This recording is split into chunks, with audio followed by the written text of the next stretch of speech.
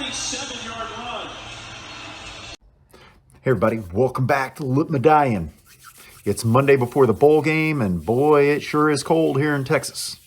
It's cold in Frisco, about 40 degrees right now, and rainy. Game time, it's supposed to be 60-ish degrees tomorrow, and the rain's supposed to stop. Hopefully that soccer field is not soggy. I don't know if they have a regular grass or if they have fake grass.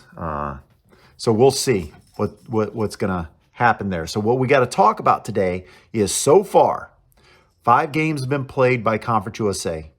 3 have been won by Conference USA. Bailey Zappi set the FBS record. Congrats to him. Fine young man. They brought that offense in and they took care of people. They beat down Appalachian State. UAB beat BYU. Why is that important? Why is that win important? Go and look at the CFP rankings. Go and look at the AP rankings. Go look at them by week and see where BYU was kept consistently over UTSA. They were getting extra credit for strength of schedule.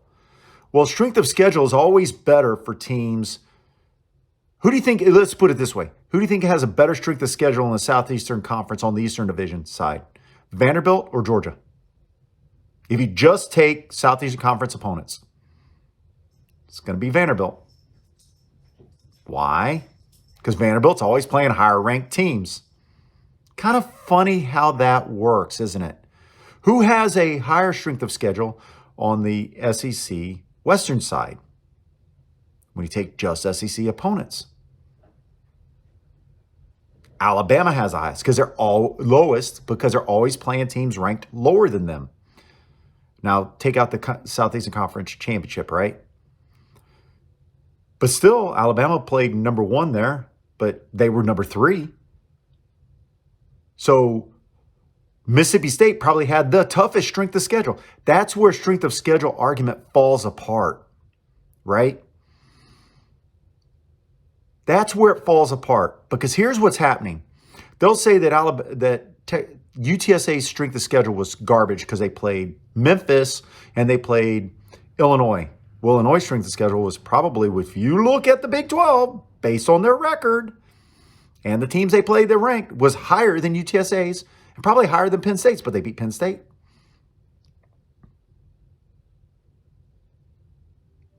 Right?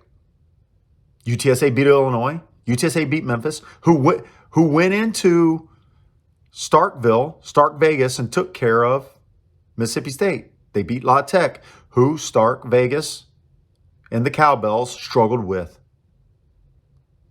So strength of schedule is a bogus argument, straight up. You just got to look at it that way and say it's bogus. No, I get it. The level of competition is one thing, but strength of schedule is bogus. Because if that's the case, then the CFP should have Vanderbilt, if they win 6 games a year, in the playoffs every year, because they have the hardest schedule, strength of schedule, right? If they just win 6 games, but they don't do that, why not? Because this is the way that especially the CFP does their best to hold down, I'm saying it, hold down other conferences. There's no way BYU, I saw that BYU team, I saw them all year. They might have beaten other teams on the West Coast that don't know how to handle COVID, that really were, you know it as well as I do, they didn't brave the world in 2020. BYU did, UTSA did, most of Conference USA did, all the SEC did, right? Hell, the Pac-12 wouldn't have played if nobody else played. They weren't the ones that said, oh, no, we're not going to play because we're going to follow the science. Well, that's fine. You follow the science. But as soon as everybody else started playing, you had to get some of that money, didn't you? So the CFP, by consistently ranking UTSA lower, way low, they were making sure that Conference USA, even if UTSA had beaten North Texas and gone undefeated, they weren't sniffing a New Year's Six thing. You have to understand that. And if you don't look at that and understand that, then you don't see the fix that's already in. Now, how do we fix that? Well, I tell you how you fix it. CBS can fix it. CBS can most definitely fix it. They gave up on the SEC contract, fine. Gave it to NBC, ABC, ESPN, right? So CBS, just go grab the other conferences that they don't want. They can build those brands up.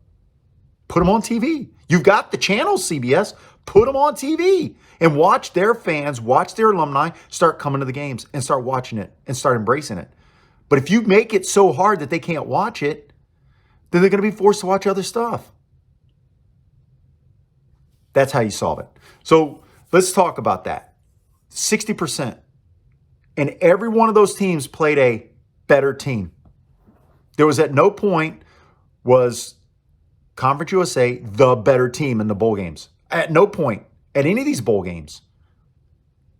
Conference USA, conference champ, is playing 2-loss San Diego State, and I guarantee everybody thinks they're better. Oh, wait, they are ranked better than UTSA. Now, UTSA has its hands full. We're going to be without Tariq Woolen. We're going to be without Sincere McCormick. And the first half of the game, we're going to be without Rashad Wisdom because of the targeting in the second half. So the secondary is going to have to step up, and our running backs are going to have to step up big time. BJ and Brendan are going to have to show what they can do. They're going to have to show what they can do.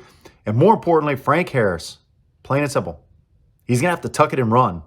Tuck it and run for 6 yards. Set them up, and then go. And just get down for 6 yards. That's all he's got to do. He's got to keep them honest on the read option, on the RPO. And then you know who's over the top, who's down the middle? It's going to be straight up Cardenas. If he plays that game right, Cardenas is going to be open a lot. And he may be offensive MVP. He may not win the MVP, but he'll be just like a UAB.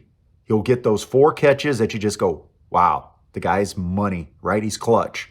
So let's see how that goes. I hope you're all there. I hope you enjoy the game. And I'm going to say this anyway. Soccer stadiums for American football is the dumbest idea in the world. Dumb, dumb, dumb. Why we accept it as American football fans is just beyond me. As much as I love UTSA, I will never go to that bowl game again. I hope it dies. And I'm a guy who loves football. Just put it in a football stadium. That's all you got to do. Put it in a football stadium, an American football stadium. One that's designed for the American eyes that understands we're now in 2021. We can have stadiums designed for fans. Let's put it this way. Compare Toyota Stadium. Well, in both Houston and Dallas, right? Both those soccer stadiums for the Dynamo and whoever the Dallas team, the Houston Dynamo, whoever the Dallas team is. And compare it to University of Houston Stadium, TD UTSA Stadium. You will wonder why they spent all that money on that soccer stadium and they're putting football games in there. It makes no sense. They can build that stadium better and have better viewing angles. It's only good because it only holds 20,000 people.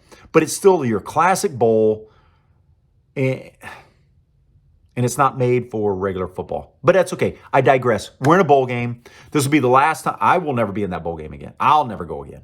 I'm just telling you that. I might buy tickets, but I'll never show up. This is the last time I do it. Yeah, no. Anyway, Frank Harris has to have a big game. BJ and Brendan have to step up, and our secondary really has to be on point because San Diego State does like to throw the ball too. They have some guys who can get deep, and as long as they just turn and run with them, let our front seven do its job. Don't leave guys wide open, right? And Roadrunners got this. If the Roadrunners win this game, it'll be an incredible season, topped off with an incredible bowl win. Anyway, guys, wish you all the best of luck. If you can't make the game, watch it wherever you can watch it. Find a watch party, go there, and make a ruckus. Make a ruckus and spend a lot of money in those joints and reward them with our patronage, and that way they love us going forward. Peace out, runners.